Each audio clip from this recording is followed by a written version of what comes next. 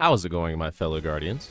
It is your boy Turkey here at SGN Hub, bringing you another Destiny 2 build video, and today we are talking about a build I'm honestly extremely excited to be bringing to the channel, and that is going to be more of a frontline, high DPS. I don't really exactly know how to categorize it. You're kind of more of a tank, just an extreme frontliner build. And this is going to be played on Strand Titan, and we're also going to be using the Edge of Action, which is the Titan exotic glaive. Well, at the time it was the Titan exotic glaive. Now I do believe it can be used on, all three, but it's still going to be most effectively used on the Titan, in my opinion. And also we're going to be pairing that with Wormgod's Caress.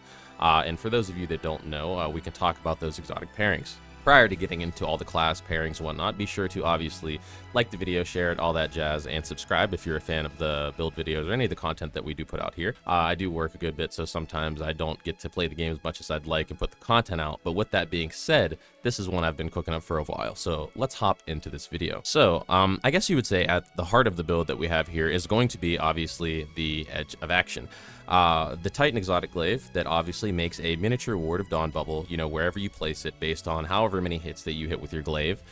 These hits are cumulative. This was a change that was made, I can't really exactly remember how many months ago, but basically when I say that, I'm stating that 6 hits, whether it be melee or from the actual projectile firing mode of the glaive, will still reward you with that exotic function, as before it was still tied to the glaive energy as opposed to just a flat 6 hits alone. Now, since this rework, I was a little bit skeptical about the glaive, and truth be told, I wasn't a big fan of the change itself. But once I saw the potential that was available for the melee builds that this opened up, I started to come around a little bit more. Now, I really started testing this build a little bit last season, and I was excited to get all the stat allocation available to build it this season. So like I said, at the head of the build, we're obviously using the Edge of Action, and for those of you that aren't familiar, the exotic trait reads as follow. Melee and projectile damage charge this weapon, and when fully charged, hold R and press it, whatever your special function is, to reload and enable a special projectile attack, and the projectile that it obviously loads is going to be that miniature bubble. Also, this weapon was given intrinsic destabilizing rounds, so it now does give your weapons volatile rounds once you get a kill with it.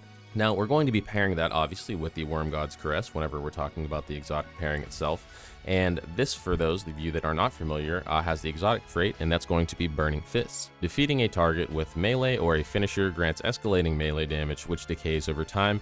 Higher levels of Burning Fists grant increased weapon damage. I guess, you get some melee damage and weapon damage, but if you're using that glaive, you get some pretty noticeable damage on that as well. But what we're focusing primarily on is that melee damage. But we also have to keep in mind that the Edge of Action itself is one of the slower firing ones, but it does pack quite a punch. So we're going to be doing this all on Strand Titan, and the ideal gameplay loop is obviously go in, secure a melee kill, and once you secure that melee kill, you proc what is in our aspects, and first and foremost, that's going to be the Banner of War, which states that defeating a target with a melee attack finisher, sword to raise a Banner of War that pulses with energy, periodically healing nearby allies and increasing melee and sword damage.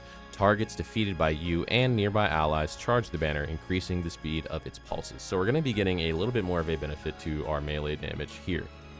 Now, on top of Banner of War, we also have just overall durability being brought to us by Into the Fray, and that states that destroying a tangle or casting your super grants Woven Mail for nearby allies, and while you have Woven Mail, your melee regeneration is increased. Now, I'm not exactly sure, truth be told, what the percentage is. I'll probably look it up and then add it into the video afterwards.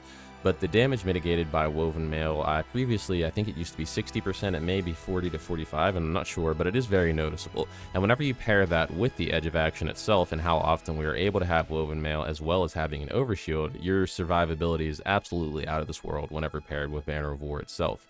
Now, whenever we step into our fragments, there's probably 1 or 2 of these that are somewhat interchangeable, but the ones that I'm currently running do kind of just buff and give me the stats that I'm looking for, and the first one that I'm running is going to be Thread of Propagation, and this states that powered melee final blows grant your strand weapons unraveling rounds.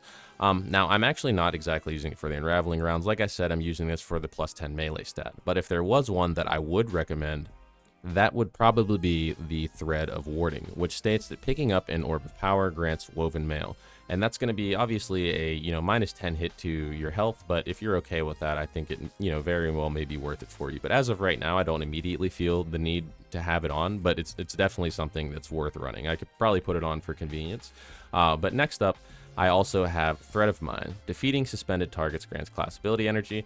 Now, if you wanted to run Rally Banner like I do, whenever I'm not in melee range or have the opportunity to, I try to, pair that with my Edge of Action bubble, and I'll just set a barricade up like right outside of it, so I'm like essentially just, I'm basically, impossible to do random damage to. You just have that bubble available to you so often.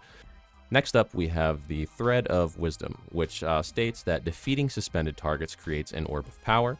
And like I said, if you paired that with a Thread of Warding, you'd be getting those Orbs of Power, and you'd get that Woven Mail from that as well. And then also we have Thread of Transmutation, which not only gives you plus 10 melee stat, but also states that while you have Woven Mail, Weapon Final Blows create a Tangle, which basically allows you to loop that Woven Mail a little bit more often. So whenever we're looking at our, obviously our weapon choices, this is going to be, I guess, something that's more so up to you, because a lot of the damage that you're going to be doing still comes from melee. Obviously, there's going to be bosses that you can't hit, but I try to push the limits to, as to which bosses I should and shouldn't be meleeing, but it does some pretty respectable damage. In some of the gameplay that you're going to be seeing in the background is mythic gameplay, and it's obviously minus 50 tier light below, and I'm pretty well under leveled right now, but I still hung out pretty well and put out some good damage. There are actually a lot of things in the artifact this season that are going to make this build a lot better than I guess it would be at base value. I think it'll still be very effective, but some of these things honestly do put it over the top.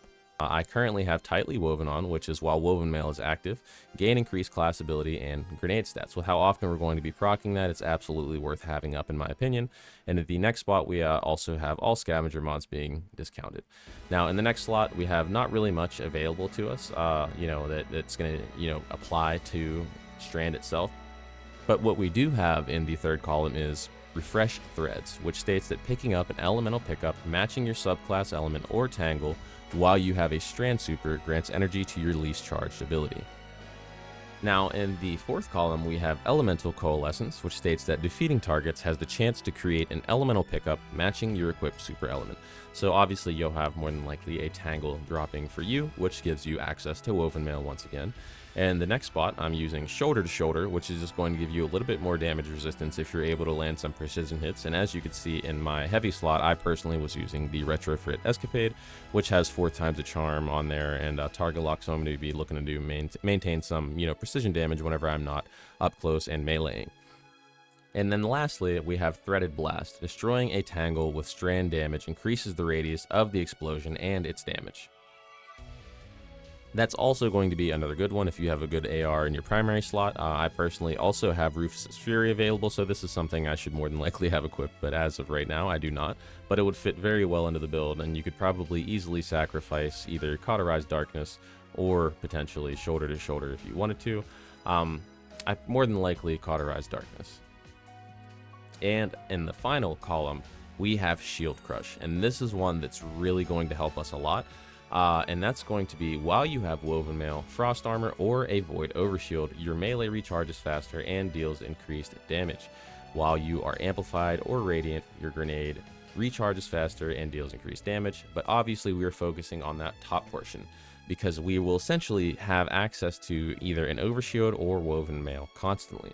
So what I guess you would say the main loop is, you could essentially engage with your Glaive and just charge that bubble, and then you could then go in and charge with your charged melee, or whichever one, you could essentially lead with the charged melee and more than likely create a Tangle, have Woven Mail again, and then once you get those stacks of Worm God's Caress rolling, you feel absolutely unstoppable.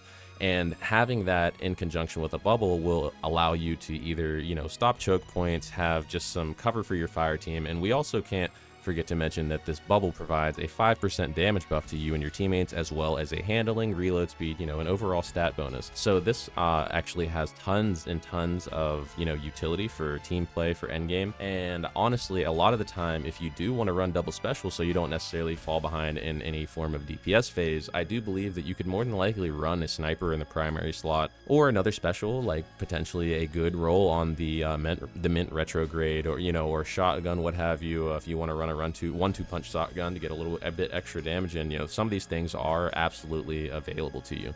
The good thing about this Glaive, though, is that even if you are to run out of ammunition for it, you don't have to worry about that whenever you are deploying your bubble, since it just reloads a special shot into the magazine based on the 6 actual hits made, whether they be melee or actually projectile.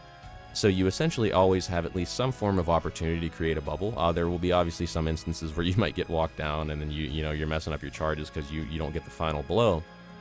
But once you get used to the gameplay of going out and knocking out maybe a yellow bar or a small red bar, you can then honestly walk down some of the bosses and some of the the solo fire team missions and actually just melee them to death. And you can see in some of the gameplay in the background, I'm like extremely up close and personal, and the survivability is insane for the stuff that you're exposing yourself to. You can absolutely perform and act like a Titan with genuine reckless abandon, and I think that's why I like this build so much, because it's a very big step back from what I was used to as using the Peacekeepers a lot last season. And that's not to say that I don't plan on making some builds with the Peacekeepers and other things available to the Titan this season, but I have not been able to put this down. At the beginning of this season, I believe I want to say I had 14,000 kills with this Glaive, and I now have 20,529. I've been having an absolute blast with this, and I highly recommend it to anybody watching this video as well. I guess I haven't looked at the armor setup and spoken about my mods, so I'll touch on that prior to letting the gameplay speak for itself, and then can let you guys find your way into your own build, or hopefully you guys have some things that you'd like to suggest. And if you don't have this Glaive, a somewhat respectable substitute for it could even potentially be Vexcalibur, also for some people thinking, because you do get the overshield from that as well, and there's a buff to melee damage. I did try both of them out, but this one still provided the best survivability in my opinion, just because that bubble, it just seemed a little bit more reliable. I don't know exactly what it is about Vexcalibur that was a little bit off-putting, but I still landed on edge of action. But now let's dive into our stats. I currently have 100 health, and I could sacrifice a little bit more health just to get that extra woven mail, like I said, in the class fragments, and to get the woven mail and orb pickup. But I like having that crispy 100 and getting a little bit of bonus. In the head slot, I currently just have the the Void Siphon mod, and I have the Harmonic Siphon mod on because prior I did have Rufus's Fury. This is going to be interchangeable for you, probably based on what you have in your primary slot, but if you do stick with Strand, I think it does open a little bit more build potential for you in especially the artifact. Now, in the Worm God's Caress slot, obviously we just have the powered melee final blows create orbs of power, so if you were running that fragment where the aspect of fragment, I don't know why I always mix the two up, I'm sorry, where whenever you pick up an orb of power, you then get woven mail. This is really good for you, considering you'll more than likely be one-tapping most of the enemies with that as well. And in the chest slot, I just have double splash damage, and sometimes I'll have the close range combatant ones on whenever I want to swap those out. And obviously I do have that increase to my melee damage. For those of you wondering, I do have the 200 melee stat. Get the extra 30% melee damage in PvE, and it's really noticeable for securing those early blows to start stacking your Worm God Caress damage. Now, in the boot slot, I'm running a double recuperation mod just to get a little bit more health on orb pickup, and obviously the void search because I'm running a retrofit and, the edge of action. And lastly, in our class, the mark, I guess you would say, I have just the 1 health mod there, and proximity ward, which is gain a powerful overshield while performing your finisher, because you have to remember that performing finishers does start to stack our Banner of War. And then next up, we have the time dilation. Your decaying armor charge has a longer duration, and then empowered finish, because we will be using finishers a lot to essentially stack our Banner of War, which is the finisher final blows grant you 1 temporary armor charge when you have none. But in a roundabout discussion, that ultimately is the build, folks. You punch, you step in and out of fights, and once you really master the playstyle, you can do a lot more with this build than I expected to. I felt like I would be completely useless just because you don't have a quote-unquote damage super, but you can still typically get in the face of most of the bosses and a lot of the content in the game. And if you wanted to use something other than the retrofit because you felt like you wanted to do DPS or you wanted to run double special, I believe that's more than available to you because you have the opportunity to survive simply based off the melee capabilities of the class. But with that being said, if you did enjoy the video, you found any helpful information, or if you like the build, please feel free to like, comment, subscribe, make any type of suggestions, and I really appreciate you guys being here. It's been your boy Turk here at SGN Hub. Peace.